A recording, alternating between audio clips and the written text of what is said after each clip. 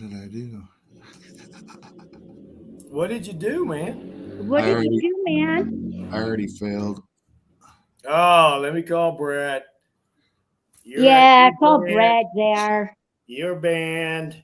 All right. You're fired, Jason. I should be fired. He's banned for 5 minutes. Where is this? Oh, I know why.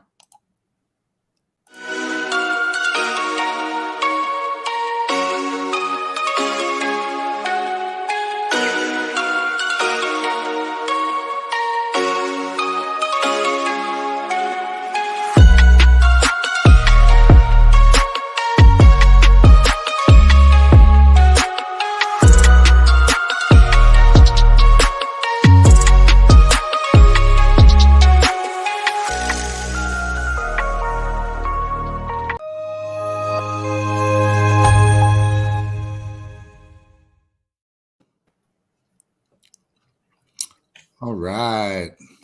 Now I just got to shut that thing off. What's up? What's up, guys? What's going on? What's happening? Oh, we Not are much. here. Freezing cold up here. I know that. Freezing cold. Yes. 25 below with wind chill. What's it there in Costa Rica, JR? It's probably about 66, 68. It's a little bit chilly. Screw you. Yeah, right. It's 35 degrees below zero wind chill where I'm at, with no travel advised. Wow. I don't know how y'all do it. I really It's don't. creepy and gross. Yep. Very creepy and gross. Well, for those of you watching or that are with us to this point, if you notice a little snafu at the beginning, that's because I had my video clips section in the users control hidden, so it was minimized, so I couldn't see our intro video. But I'm new and now I need to practice. I freaking practiced this afternoon, you guys, which is a sad thing. Brett is not with us tonight because Brett and his beautiful wife Chrissy and their daughter there also just welcomed a new member of the family. Say hello to Jules. Hi, Jules. And Jules Magnolia Morris. She is a beautiful cutie, name. isn't Beautiful she? name. Oh my goodness. So yeah, She is a honey. they're just getting released from the hospital and stuff today. So she's going home. She's healthy, and I'm sure they need some rest. Praise God. I know that's right. Awesome. And we miss you, Brett, and hopefully I don't butcher this anymore. I had my one mistake right out of the gate. Talk about getting somebody shook and feeling like they're incapable. But I picked it up. I got it. It's all good. Where is our third amigo at? Ashley is not here yet. Hasn't answered my message, but she might pop in. She might pop on. Dang her. She's back on AG time. We used to call it tweaker time, but she's not a tweaker. Amy Lundgren is our guest tonight. Say hi, Amy. Hello. And JR's graced us with his presence all the way from Costa Rica. What's up, buddy? What's going on? I'm glad my exile is officially over tonight. I'm glad to rejoin the show. Dude, JR just got promoted, you guys. He was going to leave Costa Rica, and now he is staying in Costa Rica. Hopefully. Congratulations, man. Thank yeah, you. that's huge, JR. Congrats. I love Costa Rica, man. It's a beautiful place. I bet. Love what I do. It's paradise. Have you met my buddy Omar yet? No. I keep hearing his name. I know he's around here somewhere. I'll reach out to him soon. Dude, you got to meet him. He's cool as hell. Yeah. And then watch, you guys are going to become fast friends, and I'm going to be jelly. I'm going to have to move down there when my kid turns 18. Come on down, man. It's where I belong. You'll never leave. You'll be like me. Never leave. Yeah. I am going home for Christmas, though. Well, that's good. Family's important. Yes, it is. Man, so Amy's here. She's from Minnesota as well, just like me. Minnesota. Minnesota. We're cold as hell up here. Go Vikings! What was that? The biggest The biggest comeback? comeback game in NFL history Fuck. I was like, was there's no played way they're last coming back from that Saturday. shit. I I said, know there's that no was way they're coming back from it. And I left. And then when I got to my buddy's house, they were in overtime. And I'm like, no fucking way. 33-0.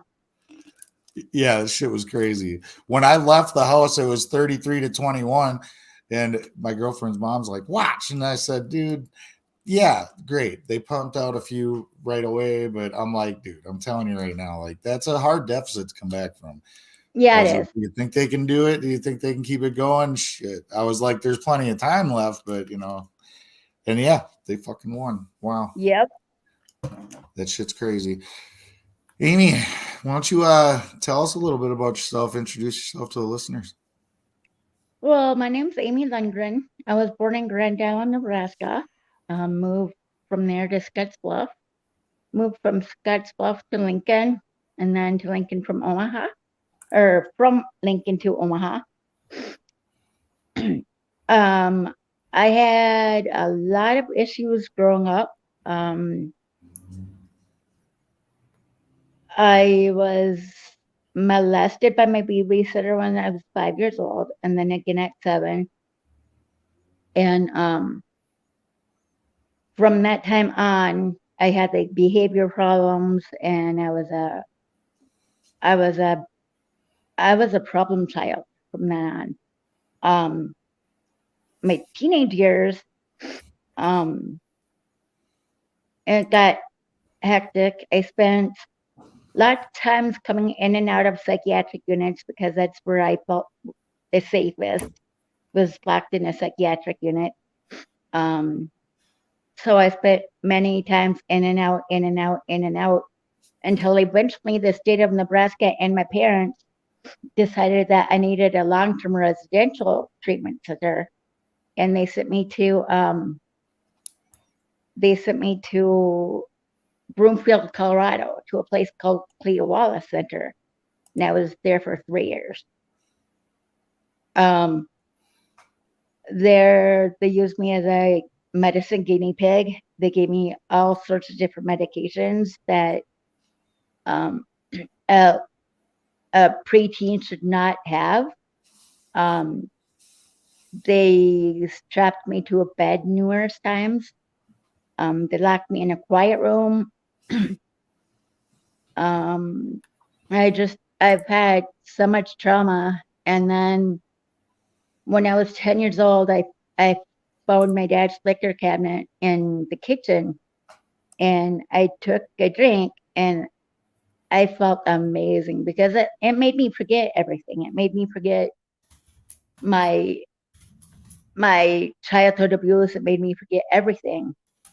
And from the first drink, hindsight, I knew I was an alcoholic because I loved it. I loved it. And then I spent like 35, 40, maybe even 40 times in and out of the psych unit after that. And then when I finally came back to Minnesota from Colorado, my parents had moved from Omaha to Edina in 1989, I think. And I was still out in Colorado. But then my dad had me transferred up here to the Golden Valley Health Center, which was then the Golden Valley Health Center, which is not there anymore. But and there it was nicer than Colorado was. But I was sober there. I didn't really pick back up drinking until I was like 16, maybe 17. And I was residing in a group home in Bloomington. And my friend knew this older guy who bought us beer. He'd get us like 12 packs, 18 packs, 24 packs, whatever we wanted, he'd get it. So that's when my drinking really took off. I remember I wasn't like an everyday drinker. I was like a weekend binge drinker. Um, I would start like maybe 1 or 2 on Fridays. Saturday would be a total washout. Sunday, um, I'd wake up with a horrible hangover, and I never had to like have that drink right when you wake up. I never got to that point, thank God. But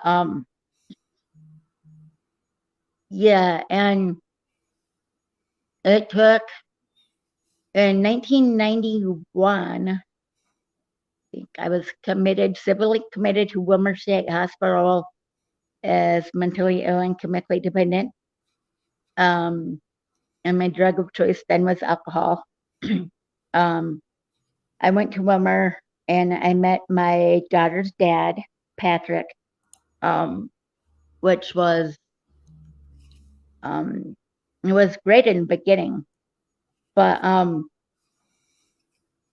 then Weren't they all great in the beginning? oh yeah, and then after that, oh, he left. He got drunk. He got kicked out. He went to detox. So I ran away from there. I had my friend come and pick me up. I ran away from there, went to St. Michael, Minnesota, which was where he lived with his parents. Stayed with his brother for a couple of days until he talked his parents into letting me stay with them.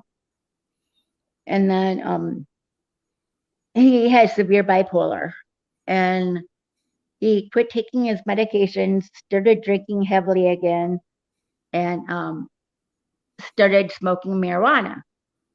And the combination of those 3 or 4 things made him violent. So he'd slap me, and I didn't think anything of it, because his dad says that's what men do to women. And I knew differently, but I didn't say. Wait. Hold on. Who told you that that's what men do to women? That's what my daughter's dad's dad told my daughter's dad. So he thought it was normal because that's how he was raised. Yeah. But what about you? Was it normal for you at that time, or did you feel some kind of way about it? No, I knew it was not acceptable, but I didn't say anything. I was just like, okay, whatever. So what made you not say anything? Were you scared, or were you afraid he would leave, or did you not know what to do? What? I didn't really know what to do. I mean, I love the guy, and I didn't want to leave him. I mean, he obviously needed help, but I thought that I could be that help, even though I was drinking with him. Yeah, so often we think that we can save everyone else, and we don't realize we're in that pit too. Like, right. We can't even save ourselves, let alone the person next to us. I think that's a common thing. I think it's completely understandable. Go ahead. Sorry. So after he slapped me like 3 or 4 times, and then I told my dad. I said, Dad, Pat hit me. And I remember my dad saying, I'd like to see him get angry with me. And I don't remember where I was living. I think I might have still been living with Pat and his parents out in St. Michael, but I'm not sure. And then things snowballed from there. He started like. Can I ask you a question just before you get to the next part? If you could change anything from that time now and do something differently, what would you have done? Or do you think there was really nothing different you could have done? I would have left them. Okay. So if someone's in that same situation now and they don't know what to do, that would be your advice. Leave? Yep. Just leave. Yep. Okay. All right, keep going. Sorry. Yeah, leave, ladies. To the ladies that are listening to this, if you're in a violent relationship, just leave. There's nothing you can do to help your partner or whoever it is, just leave. Save yourself. Right. Because so often I think people really hold out on this hope that they're going to change. And yeah, Yeah. most of the time they don't. Right. And Totally it's really agree. hard. If he was raised to believe that that's okay, unprogramming a lot of years of acceptable behavior is really hard, especially, you know, when you're both going through it and self-improvement's not like first thing on the list. You know, a lot of times we stick it out thinking it's going to get better, or this is just a bad day, or you hit me because I did this. You know, someone doesn't Right. hit you. It's not your fault that you get hit. It's not your fault that he was raised to believe that that's okay. And it wasn't your responsibility to Right. fix him. Yeah. And I think that's just so common too. The tendency for the victim to blame themselves somehow, you know? Yeah. Yep. Kat had a good comment here. She said they have no idea how much it impacts the victim until they make a choice themselves to change it. And I think it's not always a choice, like the way someone's raised. Like, I mean, I hate to say it that way, but, you know, when you're raised to say please and thank you are, you don't even think about saying please and thank you. You just do. When you're raised, when you get mad, you hit somebody, like, you don't think about it. You just do it. And so I think that doesn't mean you stay because it's not intentional and they're not, but it's harder to program or reprogram someone than people think. Mhm. Yeah. And the other hard part is if you have kids with them, like I had with Pat, it's very hard to leave them because somehow you think that you need them when honestly you really don't. Right. Or you believe family's supposed to be together and divorce is bad, or you believe if you're the one that leaves, you gave up first, or you believe that your child's better off with both of you, even if the situation's bad. There's a million ways we make it be okay in our head. Yep. Yeah. It's a tough topic for sure. Yeah, it is. And I think that the damage it does, a lot of people don't understand the long-term damage. And when you come out on the other side, even if it's not physical abuse, if it's mental, the way you feel about yourself, and it's so hard to overcome and learn how to even know what you want again. I mean, I don't know if it was like that for you, Amy, but was it hard to know what your wants and needs were when you? It was, yeah. I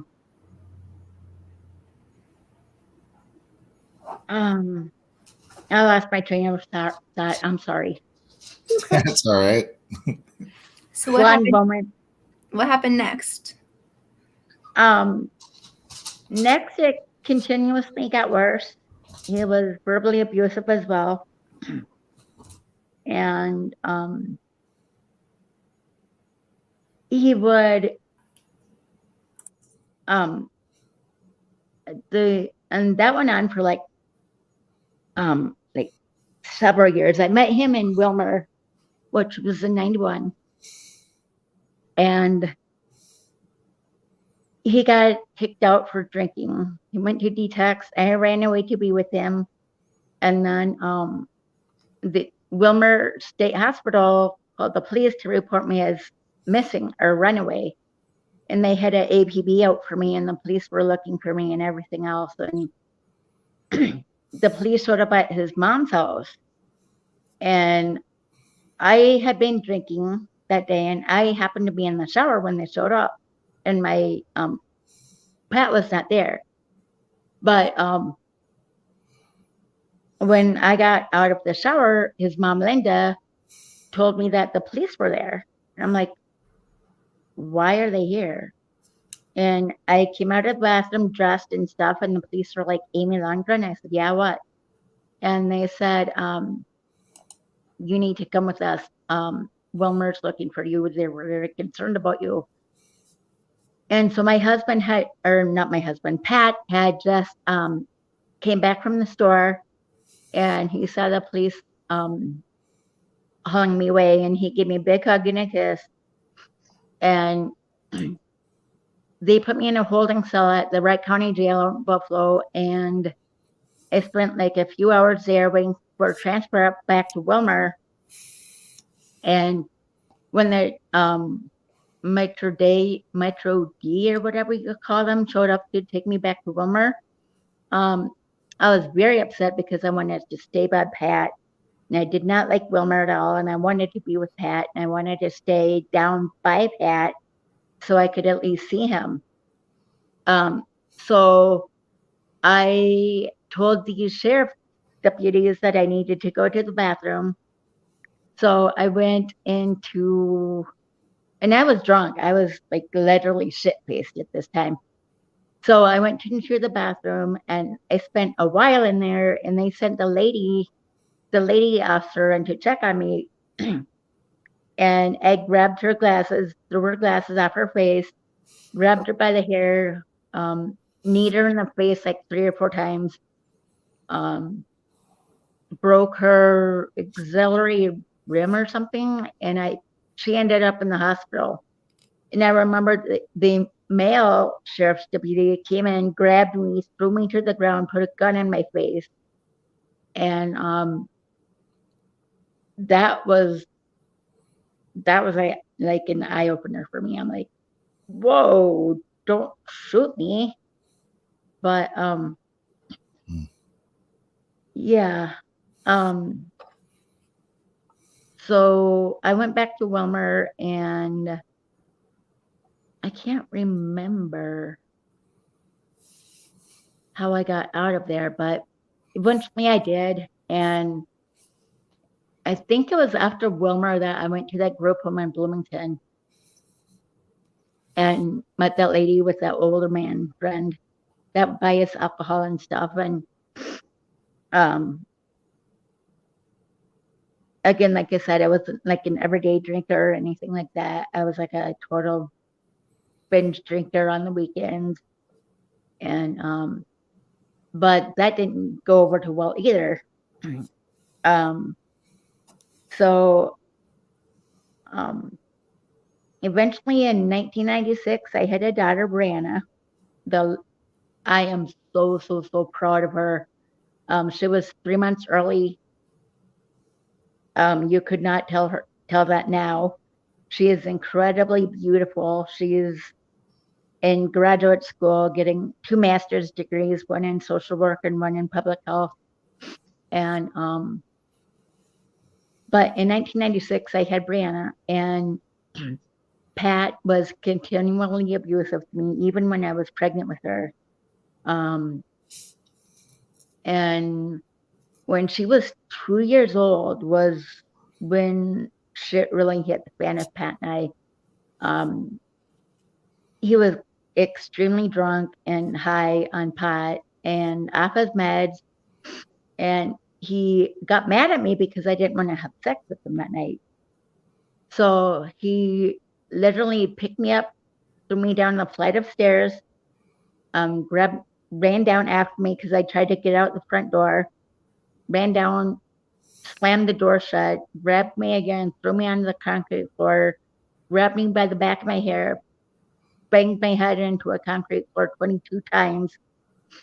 And this whole time, his mom was watching. And I don't know why she didn't call 911, if she was afraid of him, or if she was afraid that if he knew that she was doing it, that he would kill me. I don't know what she was thinking, but did he ever hurt her? I don't know. I don't know. Did you ever see, did her husband hurt her? No. No. That's so weird. Were you and her close? Yeah, I'd say we were. Yeah. Sadly, I don't think it's really as weird as it sounds. I mean, Right. it does sound weird, but I think it's all too common that people freeze when shit goes down like that and they don't know what to do. And then when you're talking about a mother with their child is the one doing the shit, it's like they don't know what to do. Like they want to protect their kid. They don't want to get them in trouble. And I don't know. It's not as weird. It is weird. It is weird, but it's just more common than you would think. I'm just saying, Yeah. it's probably less that she was scared that he would hurt her Right. than she didn't want her son to get in trouble. Right. Yep. It's possible. And yeah. Either way, it's fucked up. Yep. Sorry that happened to you. Oh, thanks. Mm-hmm. So then what happened? So we went to court. I got an order for protection against him. He couldn't see me for like 2 years, and I haven't. The last time I saw him was at my nephew's funeral in 2010. And that was a weird experience because I was sobbing because that was like my only nephew that I've ever had. And I was sobbing and he hugged me. And at the time I wasn't thinking, I'm like, I was so devastated that my only nephew had just died from heroin that I was like numb. So I didn't really think about the hug that he gave to me. But after 1996, that would have been 1998, we went to court in February. I get an order for protection against him. I hadn't seen him since February 98, and then I saw him in 2010. But backtracking a bit, in 1999, I was in a rollover bus accident. I was a passenger on Greyhound bus, and it rolled over 3 times on 35 North, 45 minutes north of White Bear Lake. I broke my back. They gave me back surgery. I had a fusion. I have metal rods and plates in my lower back, holding my back together. And this starts off my drug addiction. After back surgery, they gave me, I can't remember if it was Tylenol 3 or Vicodin or Percocet or whatever it was. I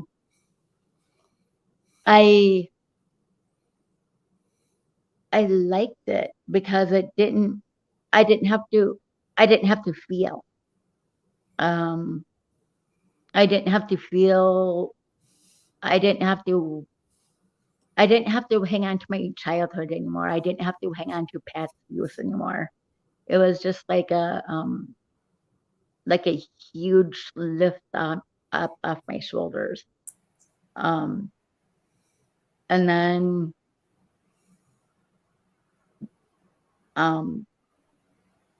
that ended in 2001. I was committed to Anoka State Hospital for the same thing, MICD. This time it was pain pills. And I was on my best behavior there, and no addiction problem there and stuff like that. So I was committed there for 6 months, and I only did like 30 days or 3 months or something like that. Then I got out of there and hooked up with my friend Gloria.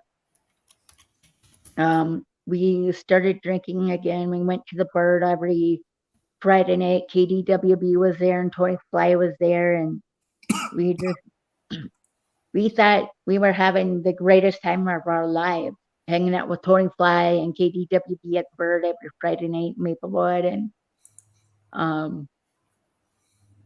that went on for many, many, many years. And I would go to various doctors to get pain pills because my back was hurting.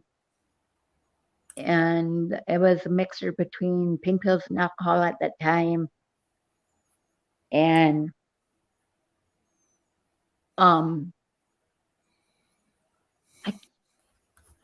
my timeline is way off, but I think it was around 2004, 2002. I really got bad into my pain pill addiction. I was prescribed like 40 milligrams of oxycodone, 45 milligrams of morphine, and that was never enough. I'd run out of my pain prescription early, so I'd end up having to go buy them for my friends on the street. And that went on for quite a while. And I remember my grandmother, my dad's mom passed in July, I think it was July 31st, 2006.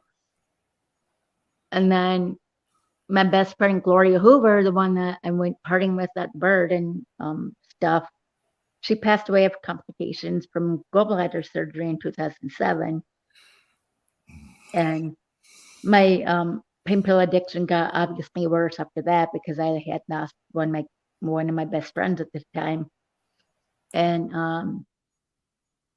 so my pain pill addiction was getting quite a hold on me at that point. In 2007, December 19th, 2007, my best friend in the whole world, Christine Larson, R.I.P. Chris, she was murdered by her ex-boyfriend and the father of her son. And I remember being in her apartment with her because she lived in the apartment directly above me in St. Paul Park at the time. And so I was with her when Zachary, her baby daddy, would call and say, okay, you can come pick him up here. And then he'd say, hang on, I got to go run an errand. I'll call you back and tell you where to pick him up. And he did that 3 times. And at that point, I'm like, no, Chris, you are not going alone. I am going with you. And she said, no, you're not. And I said, yes, I am. And that went on for like 15, 20 minutes. No, I'm not. Yes, I am. No, I'm not. Yes, I am. And so eventually I had to go pee, and she left without me when I was in the bathroom because she knew that if I wasn't in the bathroom, I wasn't going to let her out that door. So she left, and she never saw Darian that day, as far as I know. Later on that evening, Zachary, I think, if I remember right, he called Christine's mom and asked her where Chris was because he said that she never showed up to get their son Darian. And it wasn't until later on that night during the 10 o'clock news that we found out that there was a female that was found burnt in the, not burnt, but strangled in the back of a burning white Buick Century, which is her car. And we didn't know who it was at first. I thought immediately, I'm like, oh my God, that's Chris. And her mom says, oh no, it's not. She's okay. Chris is too smart for that. And I'm like, no, that's Chris's car. And after that, my world just fell apart. I mean, that was in 2007. I started using more opiates, more pain pills. I couldn't get enough of them. And then in 2015, 2015. Yeah, 2015. My friend introduced me to heroin. She said that it's immediate pain relief and it gets you super freaking high faster than any other thing can. So I said, okay, cool, I'll try it. And the minute I tried it, I knew I was hooked. And I don't even know why I said yes, I'll try it, because of what happened to my nephew. But then I was doing heroin and pain pills for quite a while, and then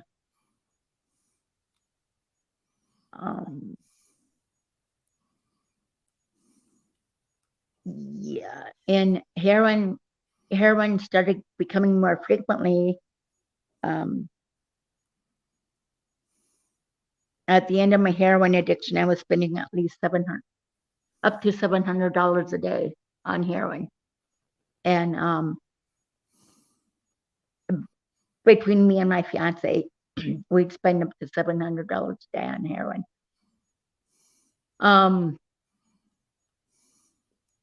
And it just kept snowballing and snowballing. More heroin, more pain pills, more heroin, more pain pills. And in 2019, we had a cat and a dog, and then we helped my friend move from Caledonia, Minnesota to St. Paul, and she had cats, and I took the baby kitten because they couldn't have her anymore, and I got in trouble, so I got evicted from that apartment. And so then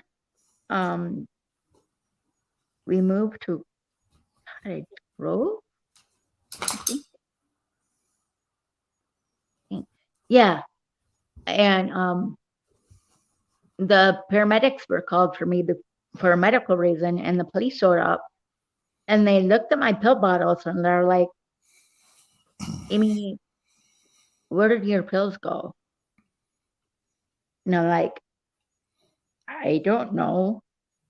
And I kind of told on myself, but the police really shouldn't have been there anyway because it was medical call. But I told the police officer that I had sold them to get some. I didn't tell them about the heroin, but I did tell them that I was selling my morphine to get more money. And I was selling my morphine to get more money to buy more heroin. But I didn't tell the police that. But the police went to my management office and told them what I was doing, and I was evicted from that apartment. So from there, I stayed in a hotel for a year, waiting to get into this place in South St. Paul. And then we got in there. I was not happy there at all. Different city, different county. I don't do well with changes. So my heroin addiction got worse. His drinking got worse. My fiance's drinking, Jason, got worse. And that brings us to like 2020, no, 2021. And 2021 was a horrible year for me. It started off great. New Year's was amazing with Jason. We had huge plans for the year. And on March 17th, 2021, he proposed to me again. And of course I said yes, like I did before. And 2 weeks after that, Jason passed away. Right beside me in our bed.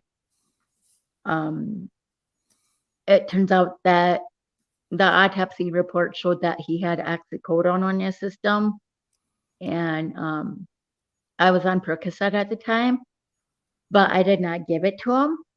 And so after he passed, I felt really, really, really fucking guilty. I thought that because I was on Percocet and he was an alcoholic, I should have left the Percocet out in the truck, hidden out in the truck somewhere so he couldn't get to it. Hindsight is always 20/20. Right, yeah. And I mean, if he wanted it, he would have found it in your truck. He would have known where you kept it. I mean, Yeah. you know, Yeah. as bad as that sounds, we know where stuff is. Yeah. We can find it. We can, if it's within a vicinity, we're going to find it if we want it. Yeah. True. For sure. Very true. And then after his death, I was in shock for like a month. Me and my friend Stephanie, she had relatives which was part of the cartel and had like the best heroin. And we went to Southwest Minneapolis over by the airport in Crosstown and to her relative's house to get heroin on April 20th. And she had a bottle of cranberry juice in the truck and she was driving and I just thought it was cranberry juice. But we had picked up the heroin, spent like an hour talking to our relatives, heading back home. We were going northbound towards Minneapolis, and we had stopped and snorted a little heroin on the way back, but she had taken a very fast right on their 35th, a fast left on their 35th Street, and then another left on the Snelling Avenue south of Minneapolis. And she hit 5 parked cars, totaling them all. Everybody ran out of their house, like, you wrecked my car, goddamn bitch, you know?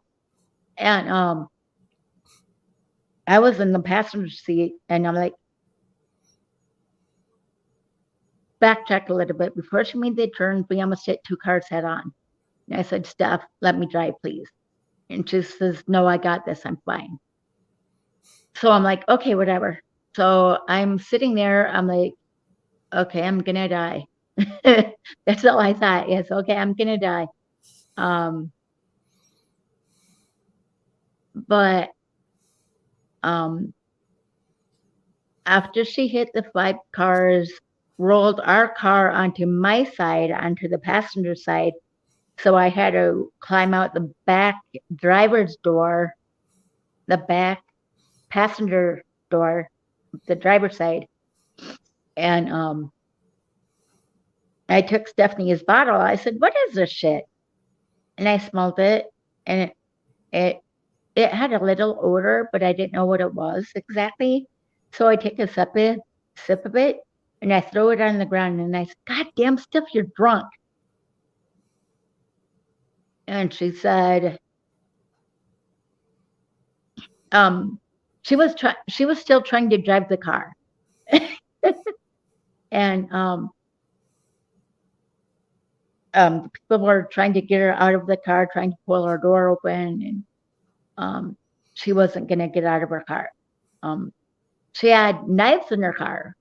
Like, she had a dagger in her car, and she had like 3 or 4 daggers in her car for self-protection. But when the police showed up, they asked me, they said, is there anything in the car that we should be aware of? And I said, yes. I said, there's 3 daggers in there that I know of, maybe more that I do not know of. And she is very drunk. And I said, you guys need a breathalyzer. And the officer looked at me and he says, we don't have a breathalyzer machine. And I said, really? I said, well, then I suggest you call another cop who has one over here because she is highly intoxicated. And at that time, it was after the George Floyd thing and everything was hitting the fan with that and stuff. And they said all officers are too busy to come over. So, and then she finally gets out of her car, and the officers would not let her go near that car because of the daggers that were in there and her state of mind and stuff.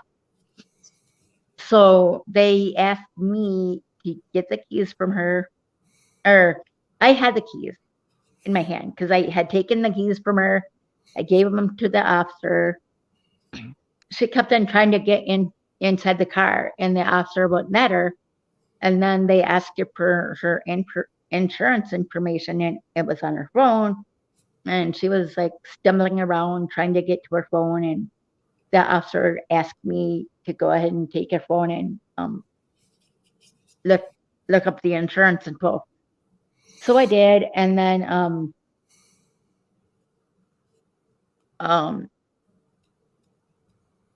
after that, she called her son to come get her, and he did. And I called my friend to come get me, and he did. And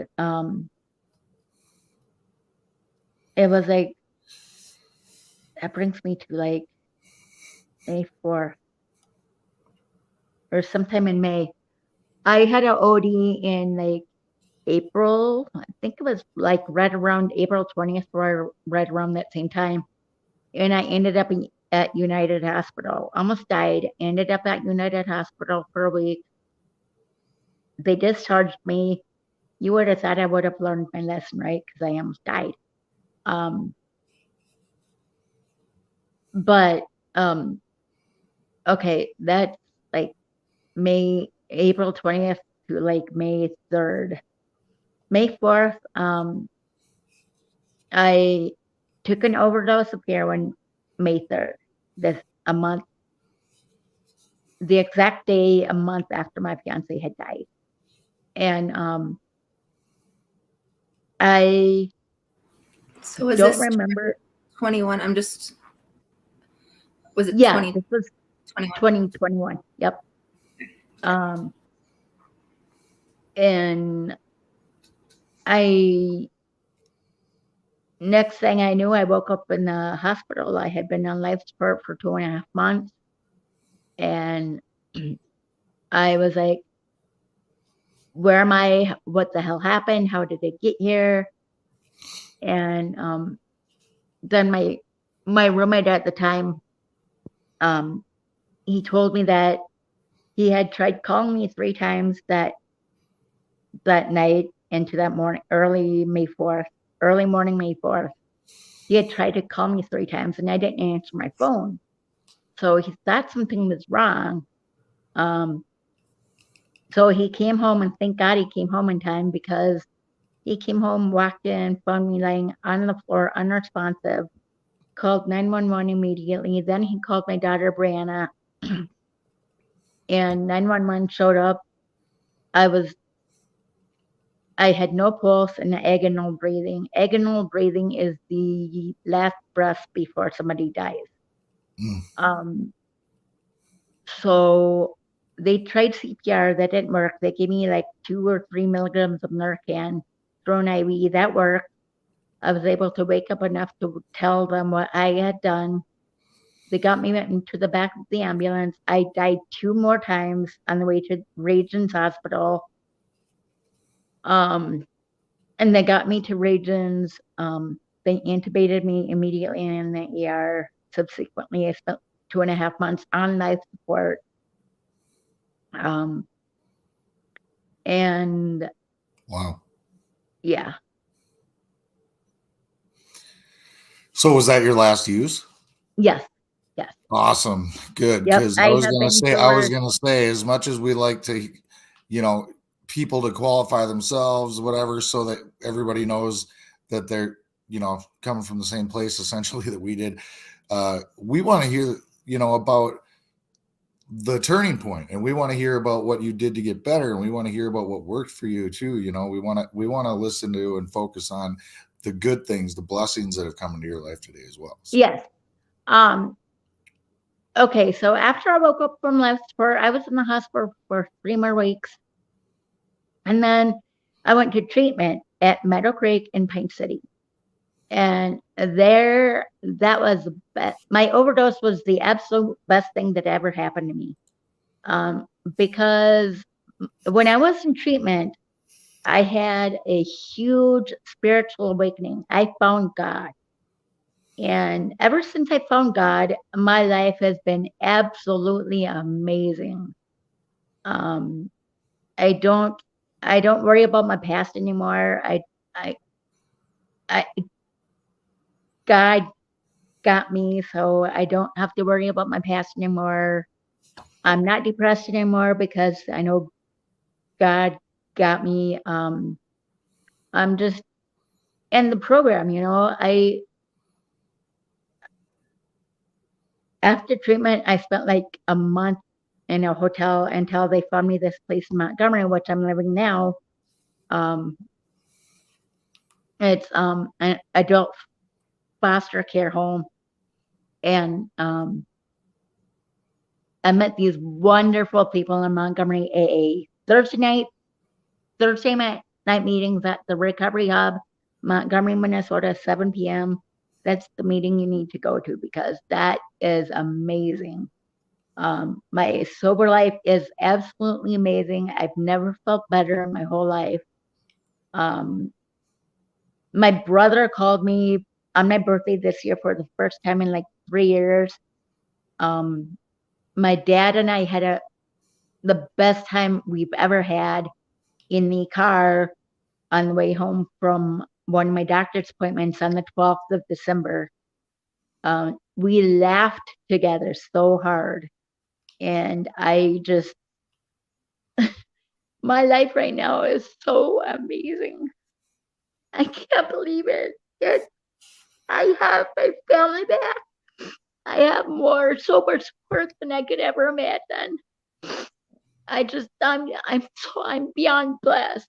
I love life now, and I would not give my sobriety up for anything. It's too good. It's way too good. Amen. Amen. It's life-changing, powerful stuff. Yes, it is. I remember when I used to think that I was literally brain damaged beyond repair, that I would never be able to be a functioning member of society, let alone a dad or a decent brother or son and Yeah. thank God for neuroplasticity. Thank God that the mind can repair itself and reprogram itself. Thank God that we have resiliency in our DNA. We can bounce back from very low depths, very low depths. Amen. Proud of you, Amy. Thanks, Jason. Yeah, it's awesome. So what's your favorite thing about life today? You mentioned a lot of good things. What's your favorite thing? My favorite thing is having my family back. Do you have the same relationship? Like, you say I have my family back, but have you built a new and better relationship with your family? Yes. Before, when I was into my alcoholism really bad, my dad had told me that he was going to change his phone number. Yeah. So, yeah. It's funny though too, because then once we're clean and we've been clean for a little while and we learn the importance of boundaries in our own personal recovery to protect it, right? Then Yep. we have to start making those same types of decisions. Like I can't put energy into these relationships anymore because they are not serving me well. They're unhealthy or whatever, Right. So, then when you start making those kinds of hard choices yourself, it's really easy to recognize, and understand why other people did it to you when you were all fucked up, Yeah. But I have had 19 months of sobriety as of December 4th this year. Yeah. Congratulations. I wish I had the bell. Damn it. I don't have the bell. I don't have the call-in line. I got shit. I'm a shitty Brett. That red beard. Well, I sent No. Kat the link so that she could join instead of doing the Google thing, but there's no way to like when you're not friends with someone, they don't always see the message and it doesn't have a thing to add friend for her to see it. So No, just go to her profile and it'll give you the little tab should be there where you can message her. I did, but it doesn't show that she's seen it. So sometimes like it'll go to spam or some, she Who, may me? Well, then Kat in your messenger. send me a message and I'll send you the link. Oh, there you go. Or if you did send it already, I was going to say you got to click the message requests because it filters out what it thinks is spam. And sometimes if you're not friends, then it'll think you're spam and it'll put you over there. Yeah, I've already sent it, so she can do it whatever way works for her. She'll find it in the message requests. Yeah. Where did you send it to me? No. To a girl, this girl Kat she had some really good insights when you were talking about the abuse. I'll put one of the bigger ones up here. Mental and emotional abuse is the worst. She was saying she was answering JR's question about which was worse, physical or mental and emotional. Oh yeah. So she's saying physically that didn't do nothing to her. She can take a hit, a choke slap, whatever it may be, but the emotional and mental makes it hard for anything moving forward to move on from, especially when you meet new individuals. You constantly ask yourself if you're the problem. And yeah, to Ashley's point, she had replied that it makes you feel like you're crazy. I mean, that's gaslighting, right? Like that's what they do. Yeah. They try to divert shirk the responsibility from themselves onto you, even though you're the one that they're inflicting pain on. It's kind of fucked up. Is that genius? Like a mad scientist type genius, like where you can make the victim feel like it's their fault and it works. It's the weirdest thing. Some of them are smart. Some of them aren't. Some of them are just quick on their feet or trying to protect themselves. And and some of them might really be that dense, to your point, where they really don't think they're doing anything wrong. Or like Amy was saying with her ex, like he just he thought that was the way dudes are supposed to be in a relationship, smack your bitch up. No, that's not it. Ashley laughed at me. I can't believe you just said that on the air. Hey, some people think that. Right? They do. And it's learned behavior, right? And I'm grateful that's not me. I'm grateful even in the darkest depths of my addiction, I was never that guy. Yeah. I mean, I probably cut emotionally a lot with my words and my sarcasm and my attitude, but I didn't lay hands on people, not females, thankfully. Words hurt, man. Words hurt. Yeah, just as bad. Trust me. I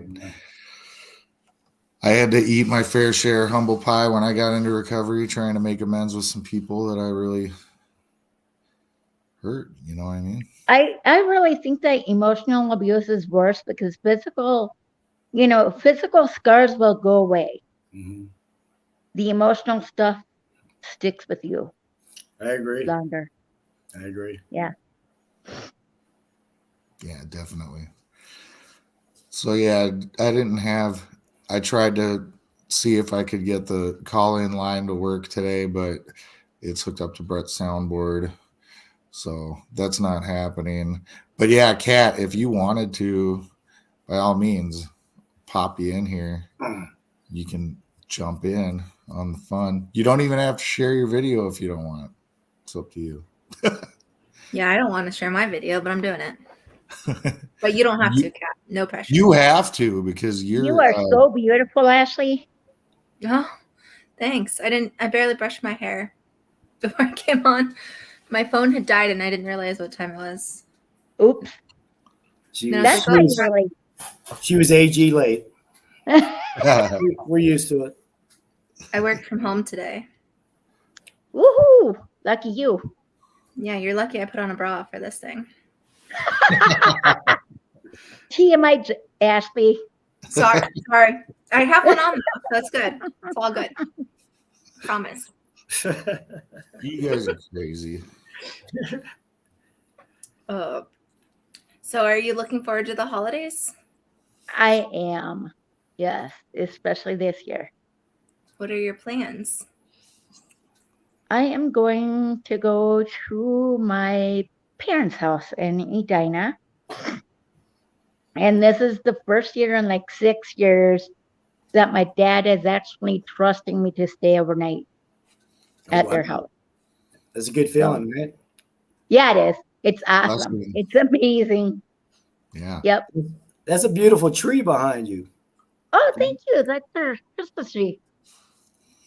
You know, it was crazy. It was about 3.5, 4 years into my recovery. One day it just dawned on me. Like, I have a copy of my brother's key on my keychain. I got keys to my mom's place. I got her spare van key in case she locks hers in there or something. And I had a key to my sister's house. And I was like, holy shit. Like, I don't know what it was. This, like, in this moment, I just, like, dawns on me that how amazing that is. That Yeah. they trust me enough, you know, to have that. And then, you know, I never use them. What's that? It's all my work keys, man. They trust me with work keys. That's tight, right? I know when Nami put me on, like, I was scared. Like, I was a treasurer for our RCO, and I'm like, didn't want to be on the account. They're like, you have to be on the account. You're the treasurer. I'm like, no, I'll just be a third party watching the books and keeping track. There can be other signers. So I tried to put my, not do it for a while. And then, with NAMI, I have to be the person that for the securities, and that, like, when people pass away, they donate stocks sometimes or whatever. And like, so I'm one of the people on the accounts, and it was like scary as crap, because I'm like, holy crap. Yeah. I think they were fine with it. They're like, no, it's no big deal. I'm like, I don't want to be on this. Right. I totally get that. It's weird when you go from not being able to trust yourself to, like, just being amazed at how much responsibility you can actually shoulder, and, like, that people have faith in you to do that, and that you can have faith in yourself to do it. It's like, holy shit. Yeah, that's cool. How the tables have turned, you guys. Yes, they have. Pretty tight. I love it. Noise. So, Ashley, I don't think I showed you, Ashley. You weren't on yet, but I'm going to show these pictures again for the listeners, that Brett and Chrissy had their new baby, Jules. There's Jules. And so that's why Brett wasn't here tonight, because he brought this little snuggle bug home. Oh, look at her. I know, right? Oh, she's brand new. I just want to squeeze those cheeks. She needs a Recovery Revolution onesie. Hell yeah, JR. Hell yeah. I don't know why I'm like, it's JR's job to make merch. Way Out podcast onesie. That would be cool. Oh, dude, you know how much I feel the pain for anybody who's really trying to, like, get into the merch game, against the odds, for instance. This dude's putting out a new different t-shirt every, like, 2 months. I don't Tyler know. Phillip, yeah. He must make some good money, because that shit ain't cheap. It's expensive. Yeah, it's super expensive. Shirts, the bracelets, the merchandise, the stickers, My dream is to open up a sober shop, which sells, like, sober t-shirts that with sober sayings on it, and, like, medallions and big books and NA books and CA books and everything having to do with recovery. That's my dream, is to open up a retail store and call it the Sober Shop. Hell yeah. Yep. Well, if you dream it, you can achieve it, Amy. Yep. I don't know how I'm gonna do it, but you never know till you try, right? That's true. Yeah. And I think it's just like with recovery, right? We can't do this alone. Right. Let people help us. all of a sudden we find is really not as hard as we thought it would be all these years that we thought we were stuck in it and we'd always be this junkie or whatever. Nope, didn't have to be all because we let other people in. And I think it's the same thing when it comes to that kind of stuff, like, you never know who's sitting across the table from you, right? Like you probably know people that could help you do that. You know what I mean? AG, how close are you to Fort Lauderdale? Huh? 4 hours, 5 hours. Yeah, say, you're Fort Lauderdale? going in on my birthday. Oh, you live in Florida, Ashby? I do, yeah. Oh, fun. JR's Not fun. flying Did into- you? Not fun with Hurricane Ian, though. Did you get hit by him? We got hit by both of them, yeah. Oh, ouch. Yeah, our beaches are sad. They have Oh, these okay. like things filled with water that they're hoping like hold the structural seawalls so that they can be rebuilt. But the beaches, like Wow. Daytona is one of the few beaches you could drive on. Now you can't even walk on it. Wow. It's Wow. closed. I can't even imagine being in one of those. Woo. Well, there wasn't people in them. Like people like me stayed, but I live across the street from the beach. Beachside, they actually went in and evacuated those buildings because they were worried the buildings were going to fall into the sea during Nicole. Wow. Yeah, so they emptied them, and there's a couple pools that fell in. Oh, geez. Yeah, I don't know if you watch the Weather Channel. Like, I live like a mile and a half from where that safety building went into the water. Wow, that is scary. Mm. Yeah. You shooting live video during the hurricane. Oh, I went right after too. Like, Yeah, AG wasn't scared. it's still like the water still comes up to the seawall pretty much. Like, there's not much beach. Wow. Yeah, she was sending us videos, Amy, when they were hitting, from her like patio or whatever. And it was like, I'm glad that you live in like a structurally sound building, dude, because that shit. Right? Yeah. Good thing you're in a nice sturdy apartment building, AZ. Right. No, it's a condo. Oh, okay. Oh, a condo, not just an apartment building, Jason, a condo. Yeah, I forgot she's fancy. Well, I mean, they're kind of the same thing, but this building's 20 stories high. I don't think there's many apartments that are like tall like Minneapolis that. has some tall apartment buildings, don't they, Jason? Oh yeah, downtown. But I Yeah. think the difference is that a condo is they're bigger, right, than an apartment. Yeah. Yep. Depends, I think, but the condo people own the condos and apartments people rent. Oh, okay. So Is that the difference? Yeah, so Gotcha. everybody in our building, so the condos are owned by each individual person, not like so we do have someone downstairs, like that works here, and then we have people that do the pool and stuff like that, but they're paid for by the condo association, and there's, it's not like a rent or a lease. I guess there's some people that own it that rent it out, but you have to have approval by the board to even do that. Mm. So you don't pay association fees or not or anything? We do like if you're in you have a homeowner's fee, it's the same thing. Oh, okay. Yeah, condo fees. JR, are you leaving? JR, you're quiet. What's up? I'm the quiet one out of the group. I'm the shy one. He's the shy one, guys. Oh, Or he's lazy. Kat, feel No. free to come whenever. She got the link. Where are you, Kat? Amy, it was a pleasure listening to your story. I mean, I'm grateful to have met you. I'm grateful that you're doing well now. That was a eye-opening story, and I'm glad you got the help that you needed and found your way. I definitely did. Because nobody deserves that. I mean, I am really against a guy hitting on a woman.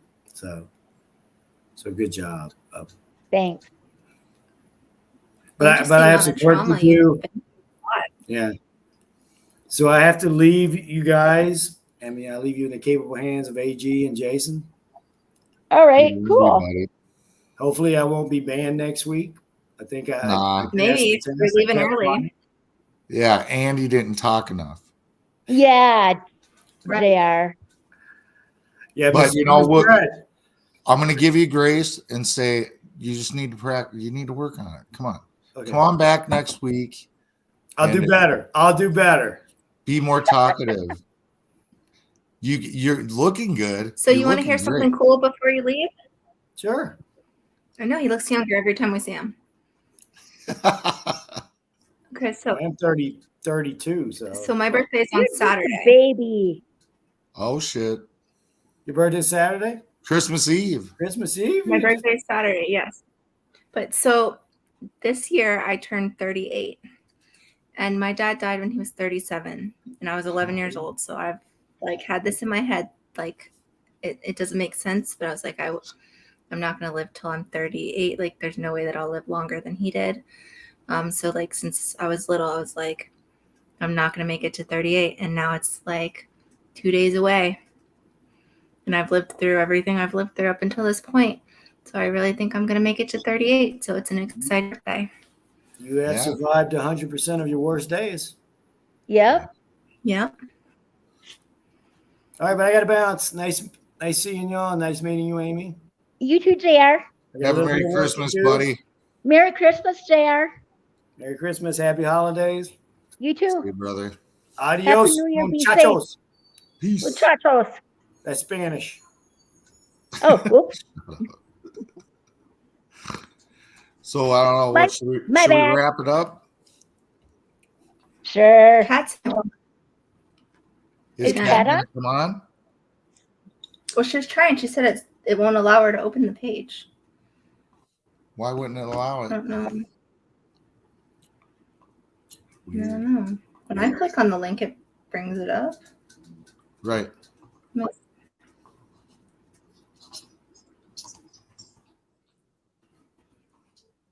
Just copied it from Brett.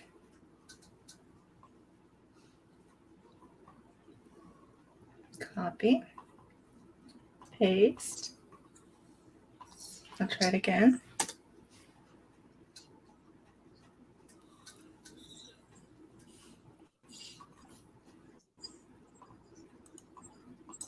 Send it again. We'll see what happens now.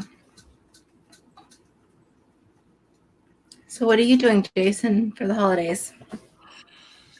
Well, I'm gonna get my son tomorrow, and then we'll probably spend the night at my brother's house because I'm dog sitting for my brother at his house.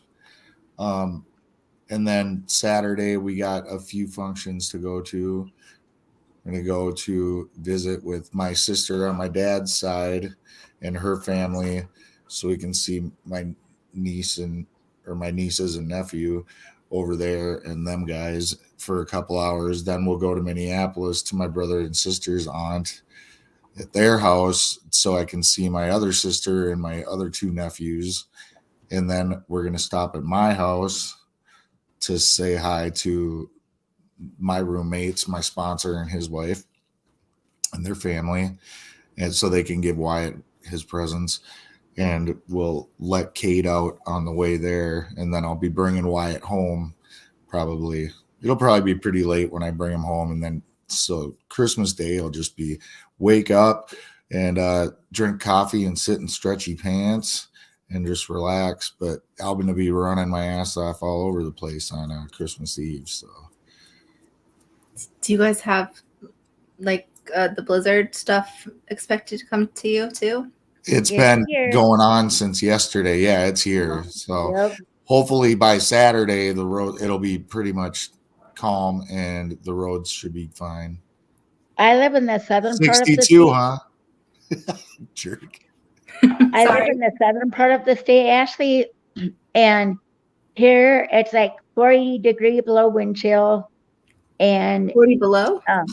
yeah, Frozen 40 tundra. degrees below zero, Hmm. and there's no travel advice, so we cannot leave our houses in the southern part of Minnesota right now Hmm. because That's- there is major blizzard right now going on.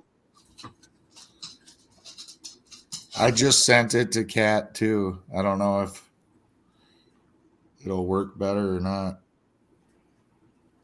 Is she still listening? Yeah, she's on there. She just wrote her last message like 5 minutes ago.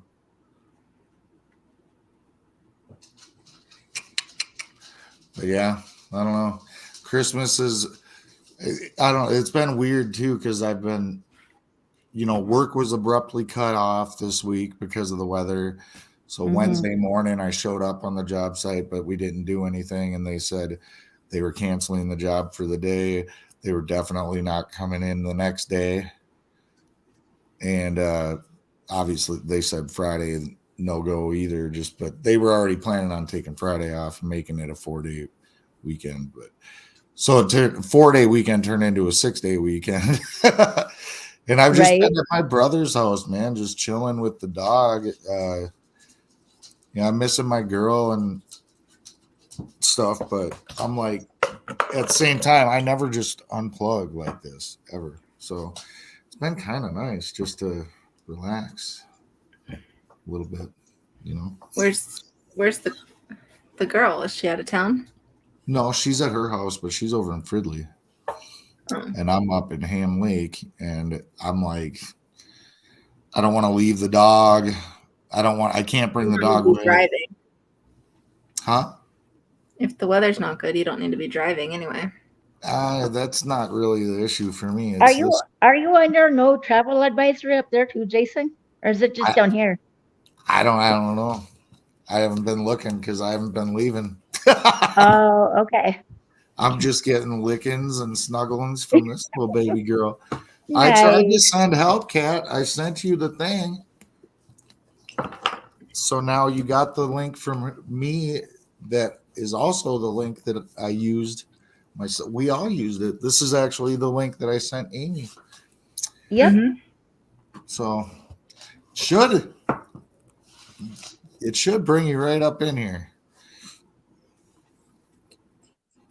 But if it's not going to work, then we can start wrapping it up here. But we more than welcome you to come on and talk a little bit about whatever you want to talk about, Kat. Yeah, Kat. Yeah. I love you, Kat, girl. I am so good here with the kisses. Thank you. Oh, I love puppy kisses. Yeah, but it's getting excessive over here. Oh. Too much. Too many licks. Like how many minutes does picture? Oh, there she is. All right. Watch you got her in? Oh, yeah. Boom. That was how. Hi, Kat. Hi. Oh my God. Sorry, you guys. I'm very unsavvy tech. Okay. And then, of course, as I'm trying to do this, my child, which is my cat, which is definitely my child, she felt the need to grab one of my receipts and take off with it. And I'm like, oh my God. Did you need that receipt? I like to keep them just in case I have to return something. So, yeah. Give me that back. Jason and Ashley, this is my friend Kat. We met at Regents Hospital last year. Yeah, right after I got off life support. Wow. So yeah. That's crazy. How long were you both in the hospital at the same time, or? Yeah, she was there for 3 weeks. I actually was there for 4 months. Whoa. Yeah. Holy shit. So, do you want to tell us a little bit about that, or? Yeah. Tell us as little as you want. I don't want to push you. Well, just to backtrack, after I got off life support and after I got off the medical unit, I was transferred to the psychiatric unit. So, which I was on too. Yeah. Yeah. So, do you guys want to hear my life story? Sure. Well, I mean, Bring it on. if you want to tell your life story, you got to make it the Reader's Digest version because we've already been on for an hour and 20. All right, so my twin sister and I were adopted at age four. We were actually born in Komsomolska, Russia. Um, Set up for adoption the second week of our birth. So we actually deal with a lot of reactive attachment, detachment disorder. So any type of relationship is definitely a very difficult one for us. Um, Growing up, I was more the behavioral one. I was the more outverted. My twin sister was more the inverted. When she had her tantrums, it was by herself. It was never like out, like I had. Um, Starting at age 6, I started cutting myself, and harming myself. I had like taken pens and, um, like how girls have those bracelets, like metal bracelets. I broke those to cut myself. I would take towels and strangle myself, hit myself, bite myself. It just got worse from there. Um, my mom, my adopted mom, was very abusive. She had she already had mental health of her own, but one of the things they didn't really realize is, and they were told this, that this when adopting people, kids, there's a huge chance for mental health and medical. Well, in Russia, they had to lie and say that we had like a severe medical condition just for us to get adopted, even though it wasn't true. It was just so we could at least get adopted. um Back to my adopted mom, she was very, it was just her way or the highway. It was always, she was right even if she was completely wrong. She was very mentally, psychologically abusive. Never really letting us, know what we did wrong. It was more of we had to think for ourselves, which actually fucked both. Sorry, I have a really bad swearing problem, so forgive me for the cussing. Um, but we You're okay. both were really fucked up because it was a really great example. It was like if like we did something wrong, and our mom wouldn't let us do something, we'd be like, well, can I ask why? She's like, I don't know, you tell me. So we would give her an answer, and whatever answer, it was just still like, I don't know, you tell me. So it actually fucked us up so mentally and psychologically that it just made us have to like question ourselves with everything we did. She would not allow us to show emotions. It was just like, if you don't stop crying, I'll give you something to cry about. And it was to the point where me more so, but started bottling it up, all my emotions up with anger. I was very like, I was doing a lot of property damage, threatening. I actually, at 4 years old, I had threatened to kill my mom. Um, and they had us do a lot of testing, but it was just more so they looked more at the medical piece. Never really, we already had a lot of trauma as it is being in the orphanage and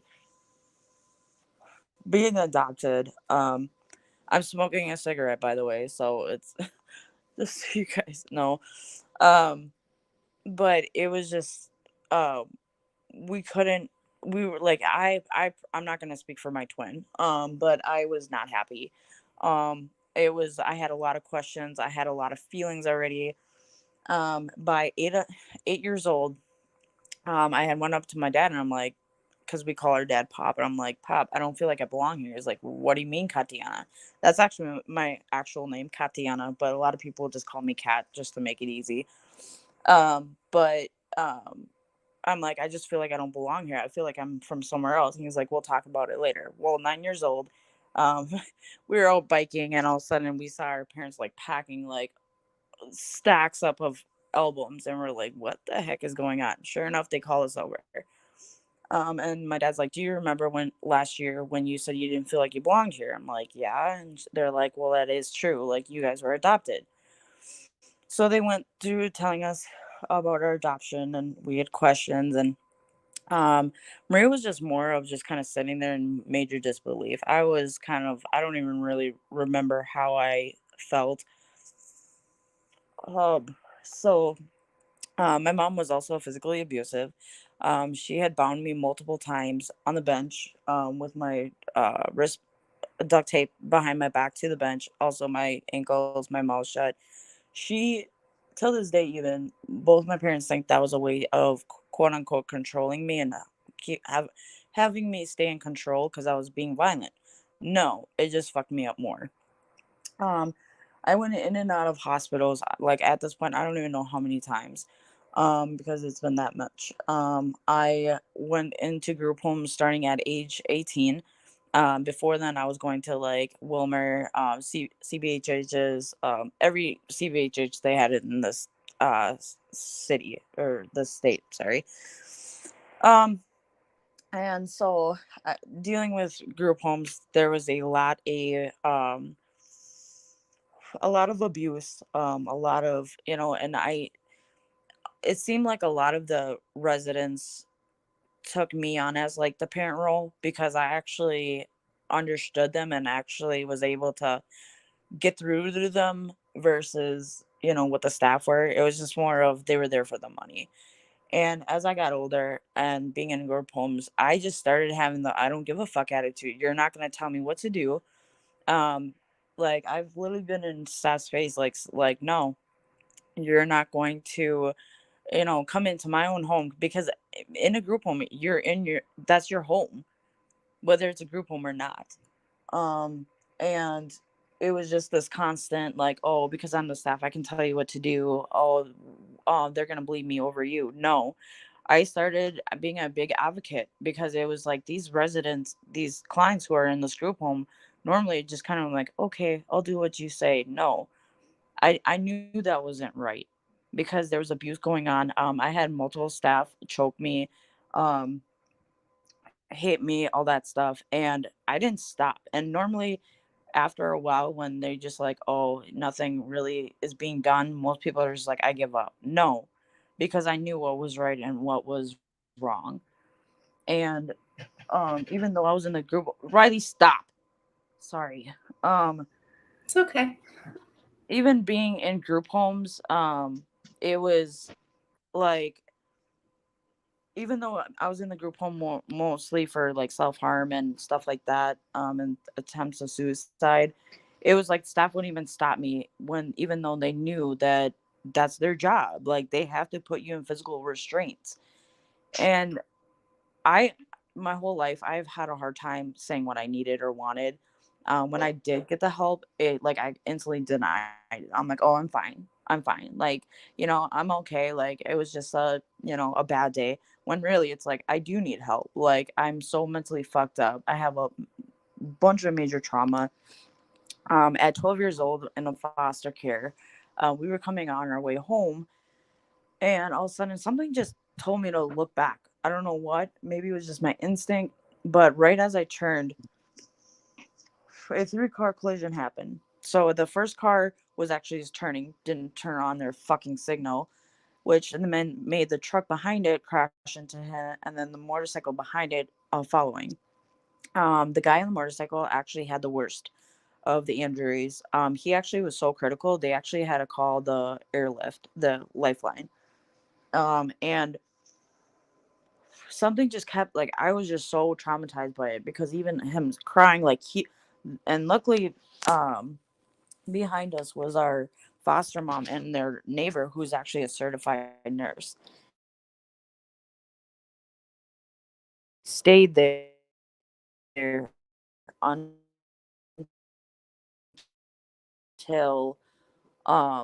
until the lifeline got there and the police and all that stuff.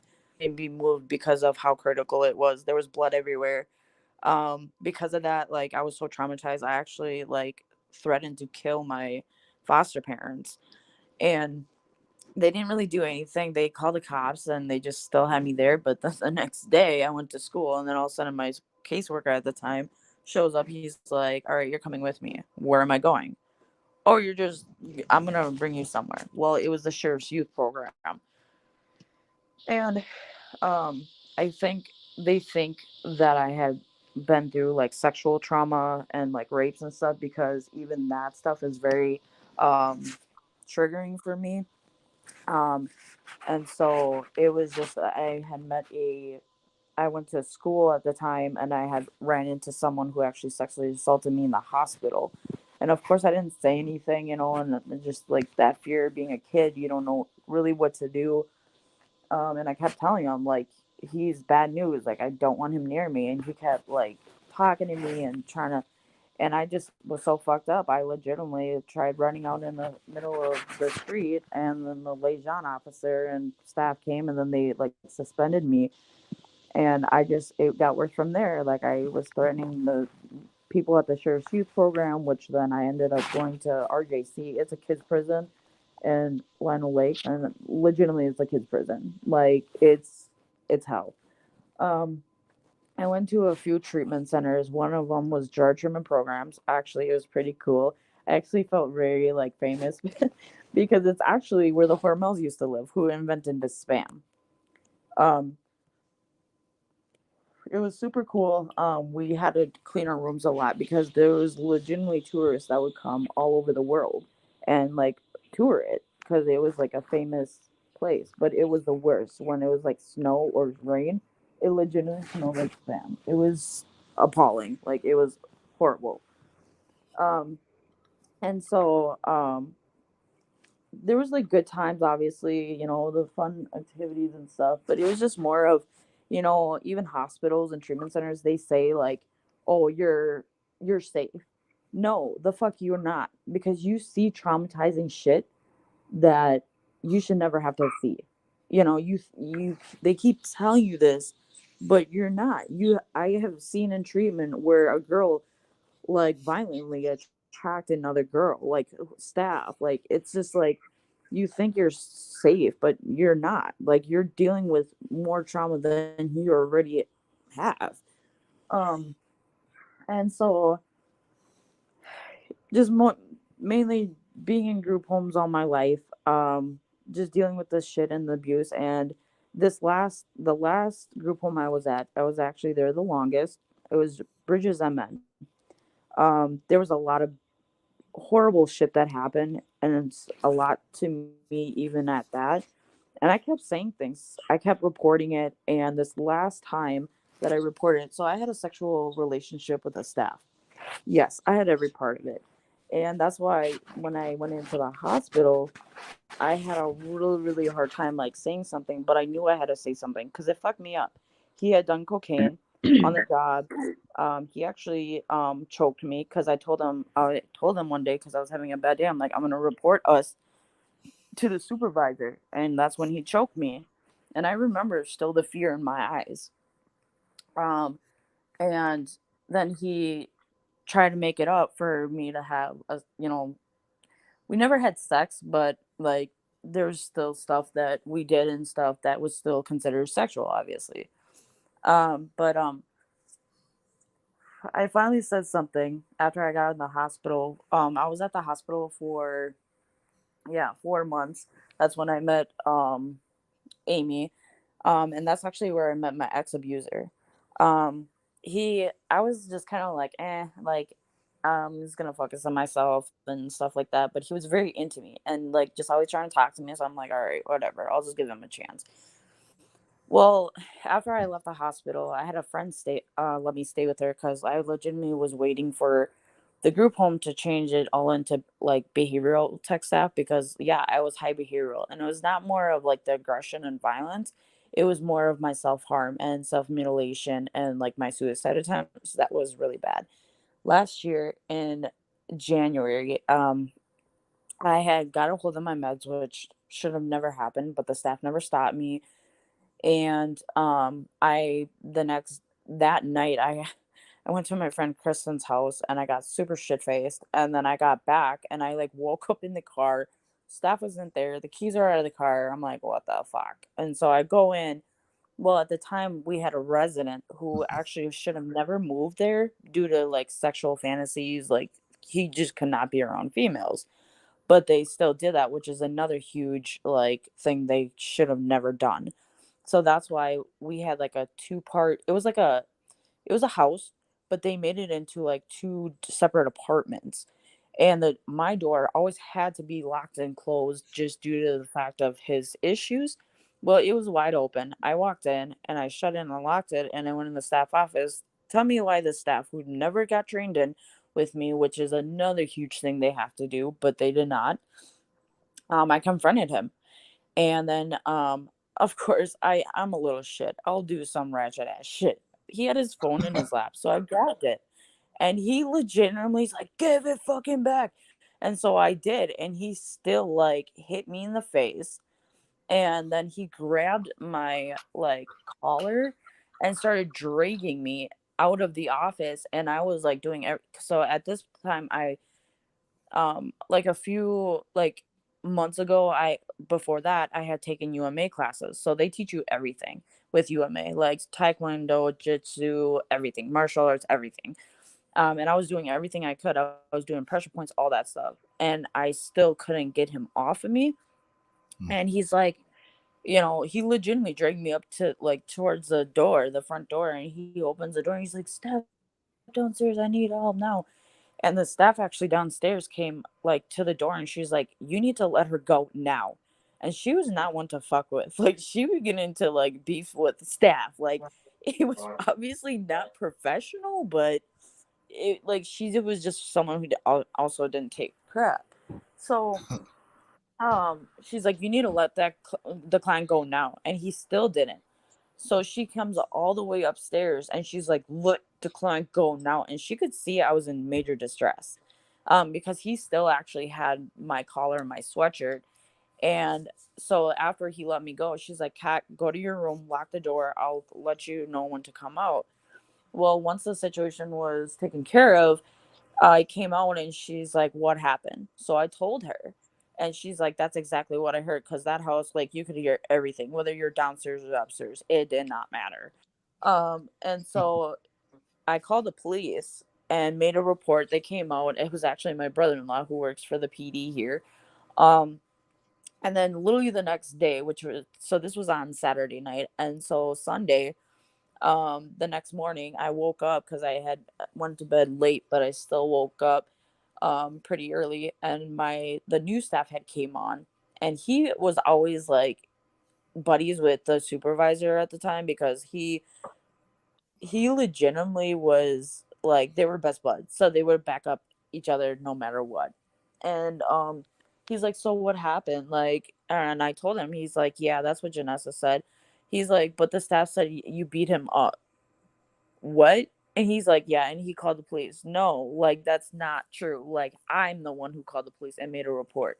Like, he got that shit wrong. Like, he just lying out of his ass. Well, then he's like, oh, Rico, which was the supervisor, he's like, he's not happy right now. I'm like, what do you mean? Like, is he not happy about the situation or with me? He's like, I don't know, but he's super mad. And I'm a worrier. Like, I worry about everything. I freaked out. Like, I couldn't, like, I started having like a major panic attack. He's like, oh, just go to your room and take a nap or something. Yeah, sure shit. I went in my room and locked the door. I actually took the pills that I got the day before from the with like, and the staff did not stop me. I had put it in like a container of all my pills because they were one of those like bubble pack things, and I took all my meds out and I put them in the cut and I was holding on to them. Well, I downed them and I laid down hoping I would die. Um, but it was scary because I remember waking up and I legitimately felt like I was shitting myself. And I kept saying help. And if from later, from what I was told is that even if I was saying something, nothing was really coming out. And I was legitimately going in and out of consciousness. And by the grace of God, I had my phone next to me, because if my phone would have been across the room, I would not be alive today. But because it was right next to me, I dialed 911. I think I had said help, but I don't remember anything after that. And then um, from the conversation, and then when I was back into consciousness, I heard sirens.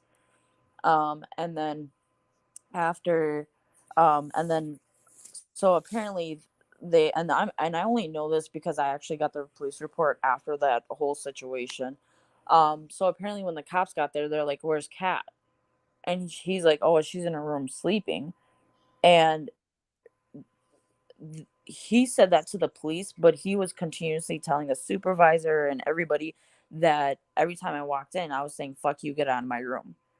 That's kind of hard to say that when I was going in and out of consciousness. They when I'm in a dysregulated state, their job was to check on me more often than every hour. And he never did that. And so when they opened the door, I was legitimately going in and out of consciousness where they actually had to administer Narcan. And I remember I was hearing voices, but I couldn't like pick what they were saying. And then all of a sudden I felt something go in my nose and down my throat. And all of a sudden I remember like doing like the, and it was like literally like a newborn taking their first breath.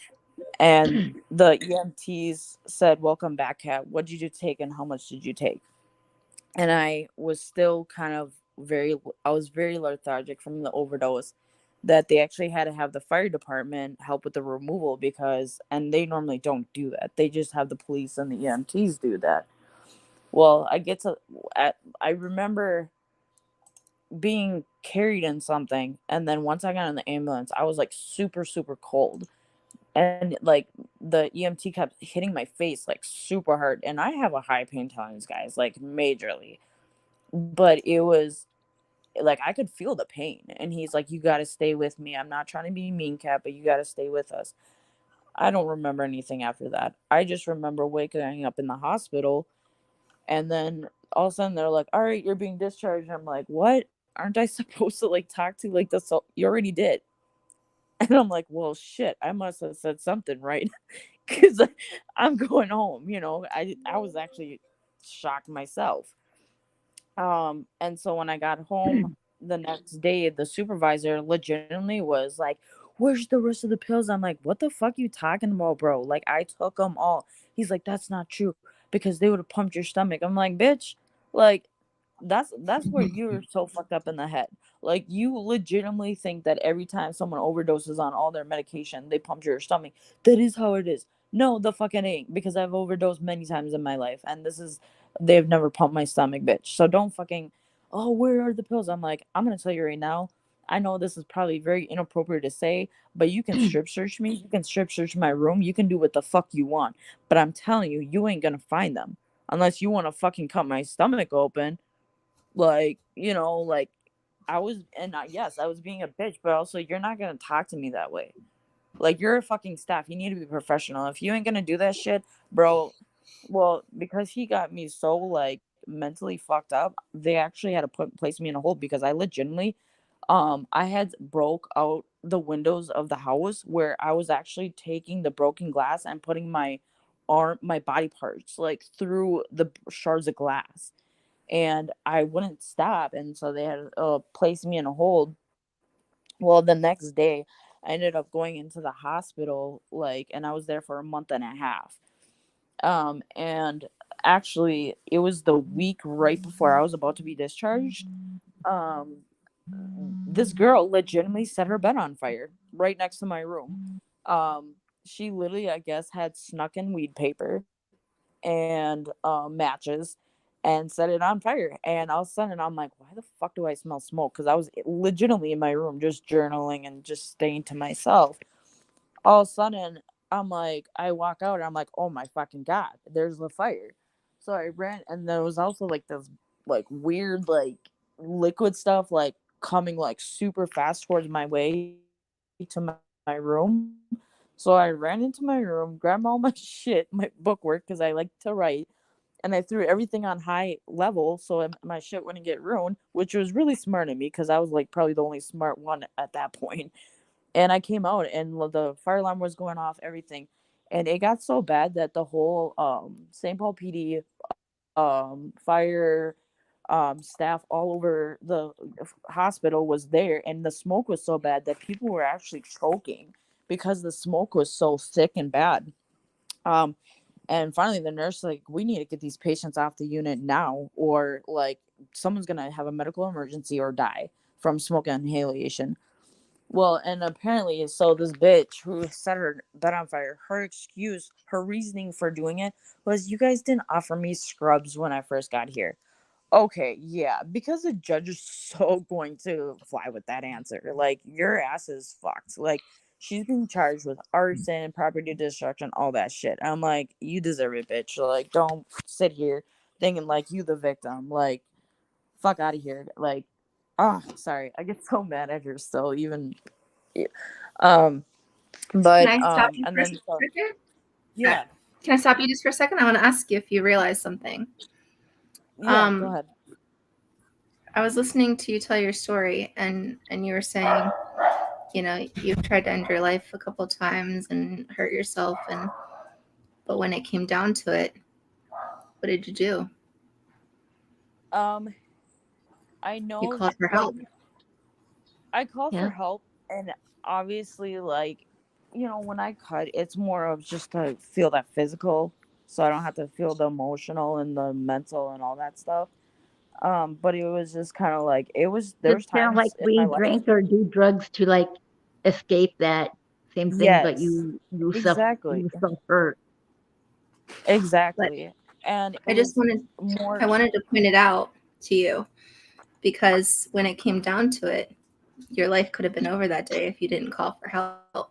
Yep. But you That is did call true. for help, And so you wanted to that's live. why I said, by the grace of God, like, my phone was next to me. Because even too, when I got, like, when they discharged me from the hospital, I could hardly walk.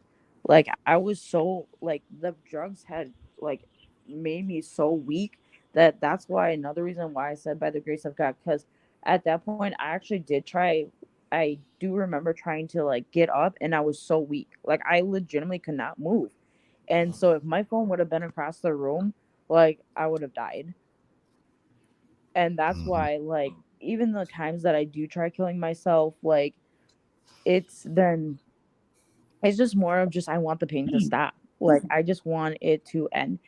And sometimes it's too much, and sometimes if you don't feel like you have the support, it's just, you're fucked, and you feel like you have nothing left to live for. Um You know so what? I don't think I know that that feels like it's weird or different. I don't think that that's weird. I think that that's understandable. I think that emotional pain and suffering, like when you've gone through it for a really long time, sometimes it's just, you just want a little peace. But and it's just like, my family was never supportive. They were very degrading, very judgmental. They excuse me, they still are. And that's why, even too, like, I can never go to them about things. They say, "Oh, stop being dramatic. You're fine." No, you're not gonna sit here saying that I'm fine. I'm not fine. And I want to be able to go to my own family and talk about things, but I can't do that. And it's sad because at this point in my life, it seems like it's more of the professionals that I can actually talk to than people. Like, there's a few people, like friends and stuff, that I can talk to, but it's just like, too, even friends will sometimes just be like, "Oh, I'm sorry, I've been really busy." And if, like, you post some shit, like, on Facebook, like, "All right, I'm done, I can't do this anymore," everybody wants to bomb your phone up. "Oh, are you okay? Like, talk to me, I'm here for you." No, the fuck you're not. And that's the funny thing about people who self-harm and do suicide, like, attempt suicide, or do drugs, or do something to, like, end it because they cannot take it anymore. And then all of a sudden, like, you reach out and everybody wants to act like they, quote unquote, give a fuck. No, the fuck you don't. Because what are those days when you actually just message them one day, like, "Hey, how's it going? How's your day going?" And you don't fucking hear from them for like a week or a month, and then they get back to you, "Oh, I'm so sorry, I was really, really busy, I've been doing." No, you're not busy enough to, if you really care about someone, you're not busy, and too busy for them. And that's one Right. thing I have realized a lot in my life, where it's like, it's more of, and that's the biggest thing too. Like, and this is not even just with, like, taking pills or doing some other thing to try to end your life. It's even drugs and, drinking, all that stuff. But the funny thing is that you literally are thinking that, okay, this person actually cares. No. The real fucking truth that a lot of people need to start getting through their fucking heads is that it's you don't want the person to die because it's legitimately like you're legitimately don't want to feel the guilt. You don't want to feel the shame. You don't want to have those what could I've done, I should have done this. I should You don't want to be the guilt trip. You don't want to be the one to feel the feelings about someone taking their life. If you Mm. cared that much about that fucking person, you should have been there like you quote unquote cared even on the good days. It's not always the bad days that you should always reach out. It's the good days too, because that's important to us. It's very important for us to be heard, to be validated, and to be acknowledged. And if you only acknowledge them on their bad times, what does that tell you? What does that tell you as them as a person? It's just their selfish being, and it's funny because they legitimately say that, huh? I understand how sometimes it feels like that. I felt like that with friends before too, but I think what it's hard to realize, especially when we're struggling, because I've lost my best friend to suicide, and I've tried to end my own life, and what I realize is that we don't see what the other person's going through either. Sometimes, like they might say, "Oh, I'm so busy. Sorry, I didn't contact you," but maybe they didn't say I was struggling too. And like when I struggle, I isolate. So sometimes I Right. don't contact people for a little bit, and it's not that I don't care; it's I care too much and I can't, or I'm at my max and I can't take anymore. And sometimes that oxygen mask is the only thing that gets us through. And Right. I know when we're struggling, it feels like it. I Um, relate to that so much, Ashley. That's me too. It's just Yeah. like it's It's just like too much is too especially when much. our You minds need are to like take a that. break for yourself. Right. And it's just when our state of minds are like that, obviously we're not thinking rational. But also too, I think a big thing is too, like with my reactive and detachment disorders, like it's really hard for me to really know like, okay, does this person care about me? Or do they just, because everybody leaves at some point in your life. Nobody stays forever. But for people with reactive and detachment disorder, like both my twin sister and I, we feel the need that like once you're in our lives, you have to be with us forever. And if you leave, it's because of us. Even though yes, it will probably be not at all about us. It could just be they're moving on to a new job or a Mhm. new, living environment, something. But to us, we take it so personal, and it's very difficult, and a lot of people don't really understand that unless they go through it, having that reactive and detachment, because to us, once we get to know someone, we're super attached. We're Sometimes we will quickly attach, like, and it's actually not healthy, but to us it's like, oh, they love us, oh, they love, but it's like, no, like sometimes it's just like you have to realize that they're gonna move on at some point, and it's not just gonna be because of me as an individual they did that. But that's even why I have a really hard time, having relationships. I can never keep relationships because even too, I've noticed I have this sense when someone's about to leave, like leave from my life. And I think that's what really is the most hardest part, because then I like feel like, you know, I feel like almost like I have to have a revenge. Like you're doing this because of me. Like I hate you. You know what I mean? Um, but so after I had discharged, I was only at home for a month, and then I went back in for, which was the 4 months, because that's when they decided that they wanted the behavioral tech staff to work because they had more professional, like they knew how better to deal with situations like that. Um, but once I left the hospital, my friend Kristen let me stay with her. She's like, "You can stay with me until you can find a place, or you can get back to your group home." Um, so, um, so when I got to her house, I got this random message from this random dude, and he's like, "I see you know Deanna Marie. I just wanted to let you know she got into a serious accident." So what happened with the whole George Floyd thing going on? She was doing a peaceful protest, and this guy legitimately was drunk, and thought he could jump the barricade and actually hit her.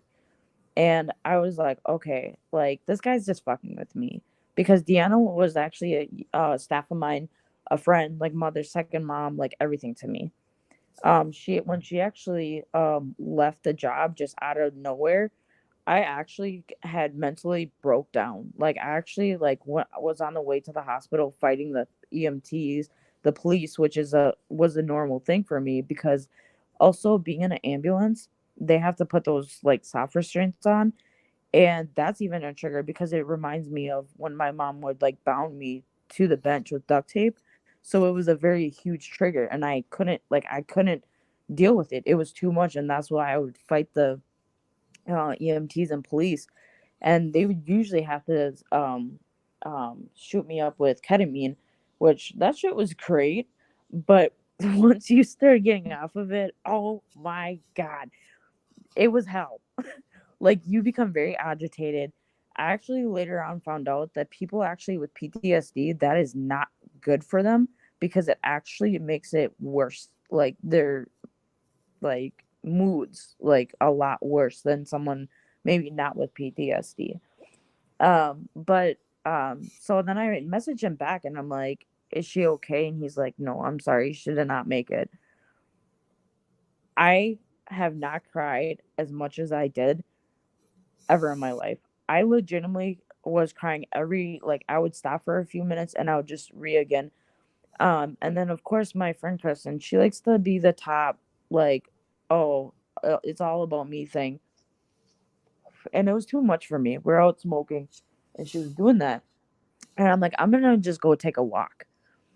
And so, and at this time I was still talking to my ex or whatever. And I left and I just needed to clear my head. All of a sudden, they have the police department right next to her place. I saw 4 squad cars going her way. I'm like, fucking bitch. This motherfucking bitch legitimately called the cops on me. Sure enough, I call her. She's like, you need to come here, grab your shit. You gotta leave. If you try to do anything, like the cops will deal with you. I'm like, bitch, what the fuck are you talking about? I went out for a walk. I'm sorry that I need to clear my head. Like I'm going through a lot right now. She's like, I don't care, blah blah blah. So I was like, all right, fuck this. So I called the police and shit and talked to the officer who actually responded. He's like, yeah, she was actually trying to tell us to like remove you and your stuff, and we're like, okay, first of all, she ain't even here. Like we can't remove someone who ain't even here. And so um I ended up going back. I stayed only for a night, and then I ended up going to live with Louis, which is my ex. It was all great, you know, at first, you know, all lovey-dovey. And then it was the one day that I told him no, and that's when he started putting his hands on me. And it just got worse from there. He is a huge fentanyl user. It actually fucked me up even just being around it, because I physically couldn't take the whatever, the smell or whatever, like, you guys know what I'm trying to say, like the stuff. I don't know how to explain it.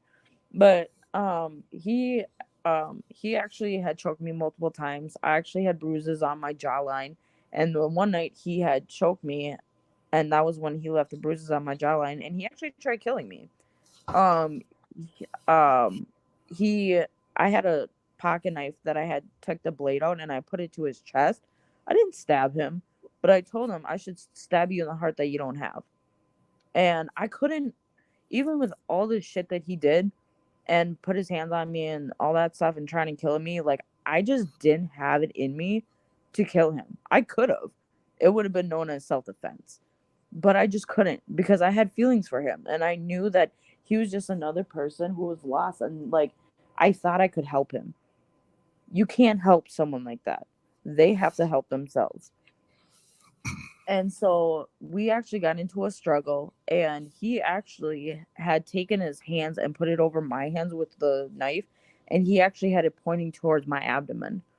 And also with my training in UMA, we're trained how to disarm, how to keep weapons from actually coming at you or into you.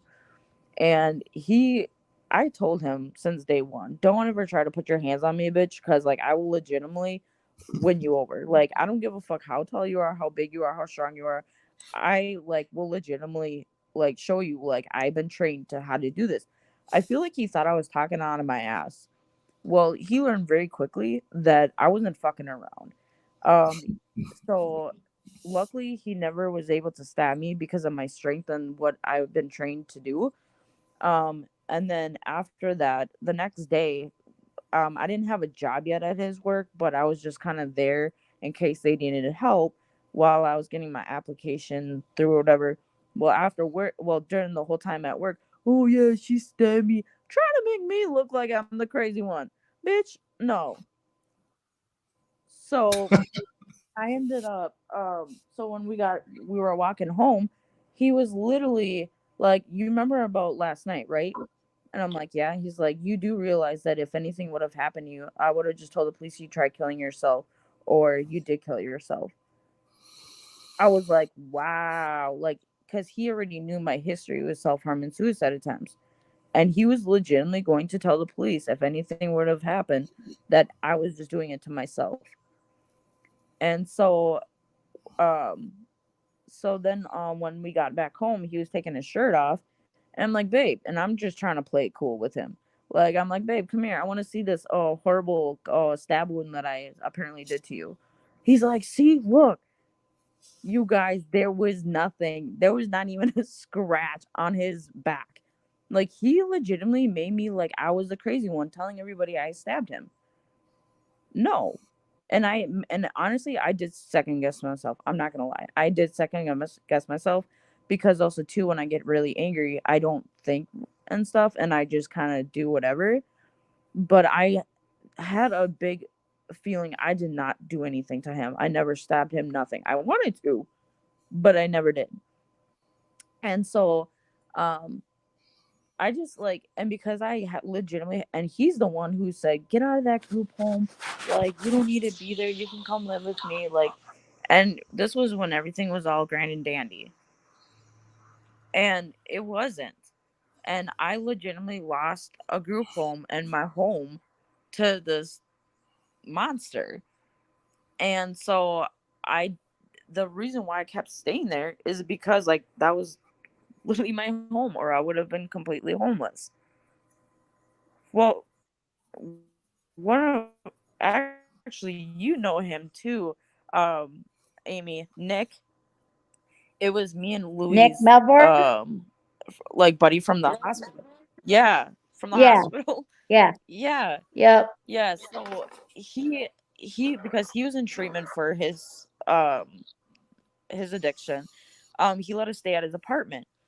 Well, Louis put his hands on me again and stuff because I told him he can have the bus card. And I'm just like, bitch, you don't just get what you want because you like just because I said no, like no. And actually he had thrown me on the couch, pinned me down, and I actually kicked him in the groin, which was perfect because he actually backed up. But I left and I went to the closest holiday, called the police, they came and took pictures, and then these people that I had known from Kristen had introduced me to these couple, Kyle and Christina. And I honestly thought they were good people. And yeah, I know Kyle was a little weird because he kept like having this big crush on me, and I'm like, whatever, like you're married, like whatever. So I thought I was safe enough to go with them, and they agreed that I could stay at their place for a couple days until I figured something out. Well, that same day that I got out of my abusive relationship, Kyle sexually assaulted me. Um, and so then I'm like, and right before, like, cause like he was trying to do further than that, and I'm like, oh, I gotta go use the bathroom. So I went to go use the bathroom, and I waited till he went into the bedroom with Christina. And once I knew he was in there, I grabbed my backpack and I left. And I actually went to the closest park and I overdosed on all the medication. And I again started feeling the same way that I did just like in January. So I called the police and I kept fighting and fighting until they showed up. And after that, I was like, you know what? Whatever happens, happens. Like, they're here, up. So I came out on a Tuesday. I didn't wake up until Friday. And apparently, when I woke up, the nurse said, "You do realize you had a massive seizure the day you came into the hospital." They actually had to call it adult cold blue, put me in the ICU for the night because they legitimately thought I was going to die. Apparently, having the seizure, I had so much blood coming out of my mouth that they weren't sure if I was going to make it. So Friday, I was not really, I was still like slurring my words and stuff, but by Saturday, I was cleared to go home. Well, I went back to Louis, and it was like a couple weeks after that I was just like, I need to go to a crisis home. I can't be here anymore, and he's like, that's a good idea, you can get the help you need. So I went there. I went from the crisis home, I went to a earth facility, and then I went back to Louis, and then I did the same thing, and then I ended up going to crisis again, and then I ended up going to Willow Haven, which it was good on some terms, but I definitely I think the biggest thing I've struggled with is my self-harm and my irrational mindset when it just like, if I start feeling something, I cut to like fix it. It's not fixing it. It's just escaping from whatever I'm dealing with and feeling. And I have to Like keep when we, realizing that. like when we want to escape, we drink or drug kind of thing, right? Exactly. It's Yeah. just something to numb the actual what you're actually feeling when you should really face it. And like, I'm not gonna So, lie, I still struggle Kat, with can I it. ask you something? Yeah. Now, with you clearly have this long history of lots of traumatic events, being institutionalized most of your life. So never feeling safe, never feeling like you had roots or like, whatever. And these are all, ongoing, but have you overcome those things, or are you still like actively struggling in those ways today? So I'm with the self-harm, I definitely still struggle with that. I'm actually doing a lot better. I've been able to do better at like finding things to like distract myself versus just going straight to self-harm. Yes, there's times where it's just too much. And I just legitimately cut myself. But and I have like been like feeling suicidal too. And it's just like something, I don't know. I feel like after those two last overdoses, I knew it was God literally telling me this, it's not going to get easier from here. If you keep doing this, you're not going to make it. And I feel like if I ever overdose again, I'm either going into a coma or I'm going to be dead. And that's why I think whenever I am suicidal, these days, like I think my body just reminds me of that somehow. Like, I don't know how, because sometimes I'm just so like in that moment, but I have noticed even too, even with how much I feel that way, I don't. And I usually just honestly just go to sleep because I'm so drained as it is. And I usually do feel better the next day. Actually, just a day yesterday, I actually took a mental health day. Actually, my first time really ever, where I legitimately completely shut my whole phone off, did not fucking talk to nobody. I just Hmm. stayed to myself. Hey, But I was Kat, like, you know what? What's up? can I let you know something? That What's up? since I've known you with Riley, you have been doing so much better. I think Riley is a great distraction for you Sometimes she can be a hormonal little from bitch your sometimes. emotional trauma and your self harm. And Riley is really good for you because she is a major distraction. I know she's a little shit sometimes, but she's definitely a good distraction for you. Well, Right. Kat, I think I so just too. I want to let you know that I'm glad that you're here. Me too. And Thank you. even if you don't feel that people care about you, and I know we don't really know you, so it's not going to feel the same, but we're glad you're here and there are people that care. So if you ever Yep. feel like there are not people that care, there are. Yep. Thank you. Yeah, There's a absolutely. reason that you're here still. So you've been through a Yep. lot and you've had a lot of hard times in your life. But there's a reason you're still here. And I think that there's a lot more left for you to do. And I know that some days it's really hard to get through the day. But if you just get through the day, the sun will rise tomorrow and it might look a little bit different. So just One day at a time, 1 hour at a time, 1 minute at a time, 1 second at a time. Yeah. Well, pretty and I much. even noticed the Yep. other night. I even noticed the other night I was just feeling like absolute shit, and I was like, when I got to my apartment, because I'm not gonna lie, I was like, fuck this, I'm gonna cut myself, like. But then I was just like, when I got to my apartment, I legitimately, I have really bad OCD. I have to keep everything clean, and I just started like cleaning. Like I started scrubbing the floors, like I was vacuuming, like I felt better. Like, and I was actually super proud of myself. And that's another thing I have to keep reminding myself. Like even the smallest things, and like that was even a good step to not going straight to self-harm. Like doing something that I enjoy, that I'm gonna feel better about, and Yep. it made me feel better. It made me feel good that and sometimes I don't. I'm my own hardest critic, like majorly, because even too, if someone says something, I feel like it's my fault. If I do something and I should have been like quote unquote better, like I'm always like hating myself for things. I also deal with a really bad eating disorder. I actually learned that it was not from the teenage years. It was actually when I was adopted or like in the orphanage. So apparently some of us kids would eat and other kids, like if when we didn't eat, the other kids would eat. And so we actually, by the time we were 4 years old, we were not the appropriate 4-year-old weight. And the doctors actually had my parents like force feed us until we got to that appropriate weight. So that's actually where my eating disorder all came from. And that's the same thing for beds. Like we didn't all get to sleep in a bed. Like some of us legitimately had to sleep on the floor. And I think that's why even when I was like in the seclusion room, I would just pass out like no problem. And the stuff would be like, how? Most people are like, can I get my mattress? Can I get my pillow? Like I will legitimately just pass out like nothing. And I think that that's kind of what happened to me too, where I legitimately didn't have a bed and we would have to sleep on the floor, and it was comfortable to me.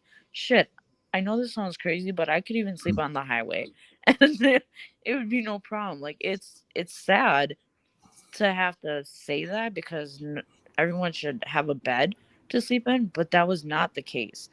Well, And that's not the reality of the world either. Not everybody has one, And Right. exactly. I mean, and I think I'm really grateful that you came on too, and that you shared so openly and honestly. I also want to extend the invitation to you. I mean, it sounds like you're well aware of the resources that are available for you, but because you're from Minnesota, right? You live in Minnesota? No, I'm from Russia. She But lives I in was No, Fort like, I mean, do White. you live in Minnesota? yeah, yep. Right. That's what I'm talking about. So if you need help finding any resources, I'm more than happy to help point you in the right direction or help in any way I can so you can continue to face this myriad of issues that you have and overcome them over time. It's a process and it's a journey, not a destination. So That's true. we are running really long, so we need to wrap this up. But yeah, I wanted, because it's almost 10:30 my time too. So holy Yeah. shit. So but I I don't want wanted you to to let, think that we don't You don't want care, to do that an we didn't want to hear. all-nighter, Ashley? No, I have to work in the morning.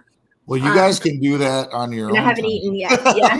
I haven't even eaten dinner yet, but I do appreciate that you came on, and I am grateful that you're still here. And I think that Thank you. I hope that you realize that, as a child, you went through some really hard things that caused a lot of this stuff in the long run, like, when you're in an orphanage before the age of 4, those attachment issues, that's where it starts. It's not your fault, if you get attached, or like you were set up for that, unfortunately. Yeah. But there is hope. You're still here, and recovery is possible. And like you said, you're doing better every day. and life is going to look completely different if you continue to do a little better every day, or just stay in the same place and then get better, like, as long as you don't backtrack, life will look completely different in a little while. Yeah. When Well, I and was even sick in Amy was right. when I was sick in my addiction, Cat, life was ugly. I didn't want to live in that icky stuff. But now I've been Yeah. sober for 19 months. Life is absolutely beautiful. Just look around you. Look at the snow. Look at the trees, the birds. Well, and that's the thing It's too. Like, beautiful. you already know this, Amy, but I actually am finally in my own place. Where I want I to know. be, the city I want to be, like, and it's like I am like trying to hold that on. Like, I'm finally in a place I want to be. And you're right, Amy. Riley is the best thing that has ever happened to me. Yes, she can be a little Yep. shit sometimes, but I love her to death, and I feel like it keeps me on my toes. She definitely keeps me on my toes, but at least it helps me kind of know that I'm looking after her and not just me, and just making sure she's getting everything she provides. Oh, and you guys, I got her to be on a leash the first time ever. Actually, did pretty amazing her first time. Cute little shit, but I'm working because she is my emotional support. I'm working on getting her used to the leash because I want to be able to bring her places. And so I want her to get used to, and so but obviously with how cold it is, I've been trying to like not bring her out too much.